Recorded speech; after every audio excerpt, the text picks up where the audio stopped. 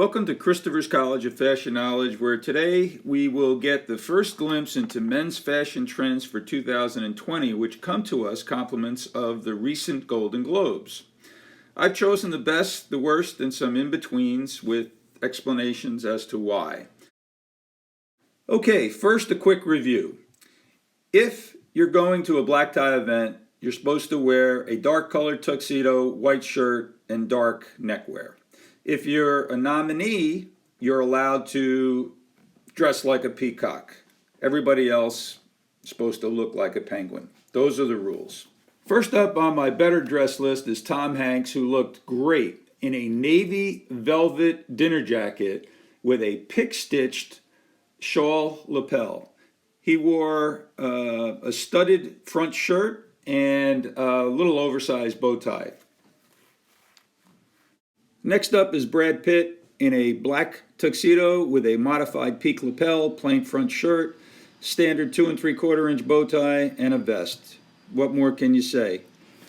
Michael Zagan, who plays Joel Mizell in Prime's Marvelous Mrs. Maisel, a great little series, looked dapper in his Rat Pack-inspired navy tuxedo with black trim and a 1 3/4 inch smaller bow tie.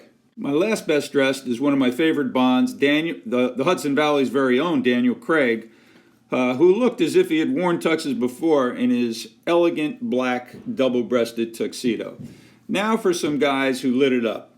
Sacha Baron Cohen, who was up for a Globe for his work in The Spy, was a nominee and thus entitled to dress like a peacock, and he sure did in his cobalt blue double-breasted tux with matching satin lapels. This little guy, the star of Jojo Rabbit, Roman Griffin Davis, also lit it up in his colorful orange velvet dinner jacket with black velvet lapels.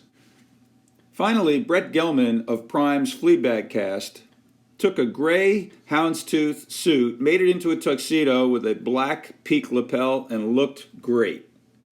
Now for some guys who didn't quite get it. Ricky Gervais, the evening's host, was irreverently funny but should have worn a tie. Ramy Youssef, a comedian up for his Hulu series of the same name, dressed the part and quite frankly looked comedic in his white sneakers. Pedro Almodovar, a foreign filmmaker, apparently didn't read his invite, which called for formal attire. And finally, my worst dressed goes to Jason Momoa, or Aquaman, who wore a spaghetti tee under a garish green velvet tux. Well, thanks for listening. I hope you enjoyed this short review and look forward to talking fashion with you during the year. Feel free to email me your fashion questions. I'll get back to you as quickly as possible.